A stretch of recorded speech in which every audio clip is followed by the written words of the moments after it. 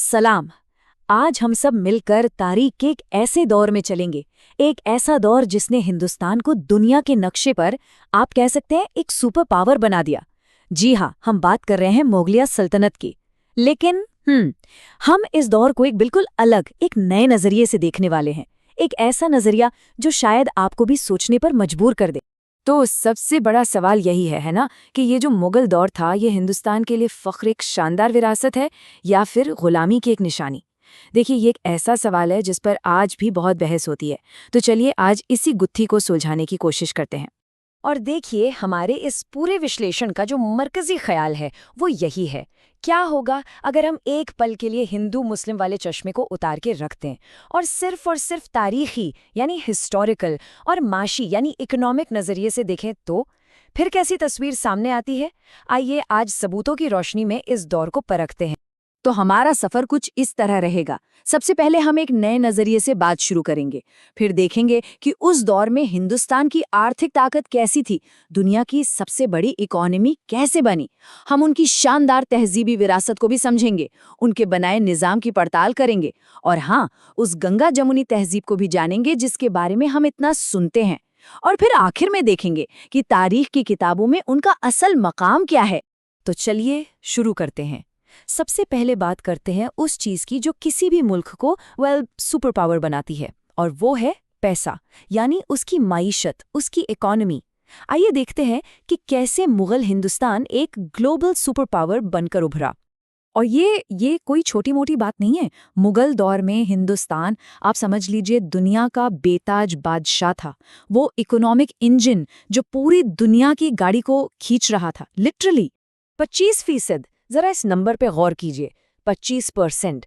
इसका मतलब ये है कि उस वक्त पूरी दुनिया की जितनी भी दौलत थी, उसका 1/4, क्वार्टर ऑफ इट, अकेले हिंदुस्तान पैदा कर रहा था। इसे पर्सपेक्टिव में रखने के लिए आज के ज़माने में अमेरिका की जो आर्थिक हैसियत है ना, ये उससे भी कहीं ज़्यादा बड़ी बात थी। इसी वजह से उस दौर में हिंदुस्तान को एक नाम दिया गया था, सिंक ऑफ वर्ल्ड्स गोल्ड, यानी दुनिया के सोने का सिंक। अब इसका मतलब क्या है?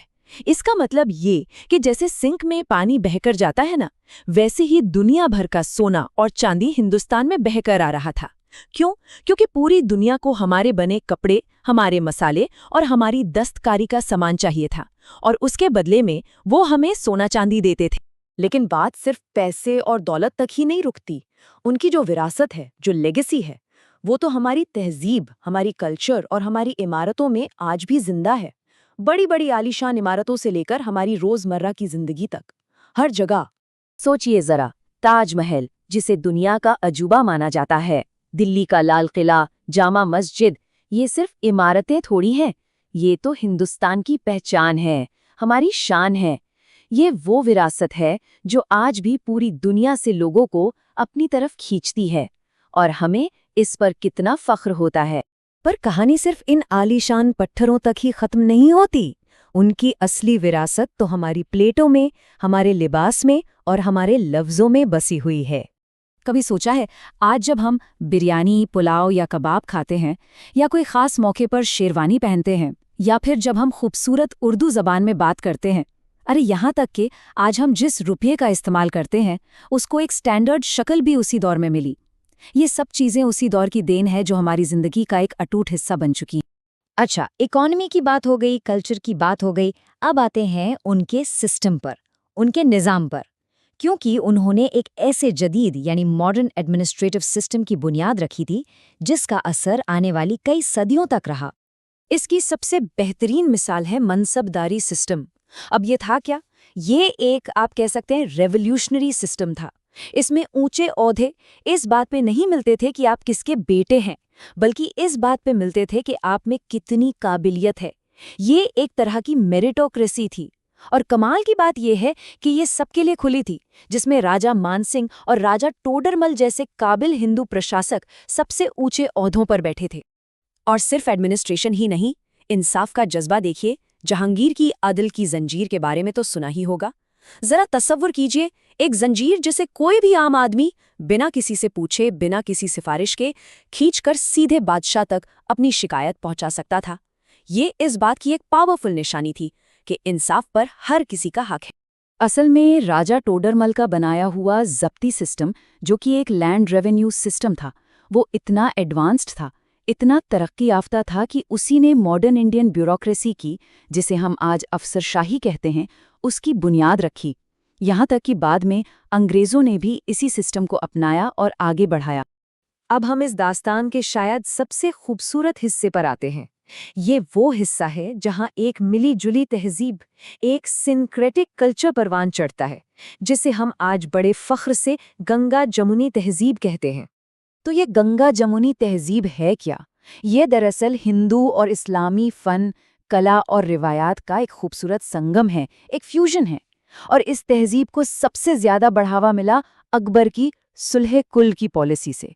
सुलह कुल यानी सबके लिए अमन, यूनिवर्सल पीस, एक ऐसी सोच जिसने एक ऐसे समाज को जन्म दिया जहां लोग मिलजुल कर रहते थे। और एक बात याद रखना बहुत ज़रूरी है, बाबर के बाद जितने भी मुगल बादशाह हुए, उन सब की रगों में हिंदुस्तानी खून था, जो राजपूत राजकुमारियों से शादियों के जरिए आया था। उन्होंने हिंदुस्तान को ही अपना घर, अपना वतन माना। उन्होंने अपनी सारी दौलत, सारी ताकत इसी मिट्टी में लगाई, यहीं कमाए और यहीं खर्च किया। और ये वही दौर था जब दिवाली की रौनक और ईद की खुशियां अक्सर साथ साथ मनाई जाती थीं। तो चलिए, अब इस पूरी तस्वीर को थोड़ा जूम आउट करते हैं और इसे वर्ल्ड हिस्ट्री के फ्रेम में रखकर देखते हैं। दुनिया के मंच पर उस वक्त हिंदुस्तान की जगह आखिर थी क्या? देखिए, जब हम तारीख के पन्नों को पलटते हैं और दुनिया की दूसरी बड़ी बड़ी सल्तनतों को देखते हैं, जैसे कि रोमन एम्पायर, चीन की हान डायनेस्टी या फिर ऑटोमन एम्पायर, तो मुगल सल्तनत दो चीज़ों की वजह से बिल्कुल अलग नजर आती है। एक, उसकी बेमिसाल आर्थिक ताकत, और दूसरा, अलग अलग तहजीबों का वो अनोखा संगम जो यहाँ देखने को मिला। वाकई ये वो दौर था जिसने हिंदुस्तान को वर्ल्ड स्टेज पर एक बहुत ही खास जगह दी। तो अब हम आखिर में इस सवाल पर आते हैं कि ये सब बातें, ये नज़रिया आज हमारे लिए अहम क्यों है? Why does it matter? क्योंकि जब हम मुगल दौर को सिर्फ सियासत या मजहब से नहीं, बल्कि माइशत और तहजीब के नज़रिए से देखते हैं, तो हमें एक ऐसा दौर नज़र आता है जिस पर हर हिंदुस्तानी फ़ख्र कर सकता है। ये एक आलमी क़ियादत का दौर था, एक साझा मुश्तरका विरासत का दौर था। ये वो दौर था जब हिंदुस्तान ने दुनिया को रास्ता दिखाया था। तो आखिर में हम बस एक सवाल के साथ इस चर्चा को ख़त्म करना चाहेंगे। सवाल ये है कि हमारी इस साझा विरासत को, इस शेयर्ड हेरिटेज को मज़हब के तंग नज़रिए से अलग करके देखना आज के वक्त में इतना ज़रूरी क्यों है? इस पर ज़रूर सोचिएगा। हमारे साथ इस सफ़र में शामिल होने के लिए आपका बहुत बहुत शुक्रिया। खुदा हाफिज़।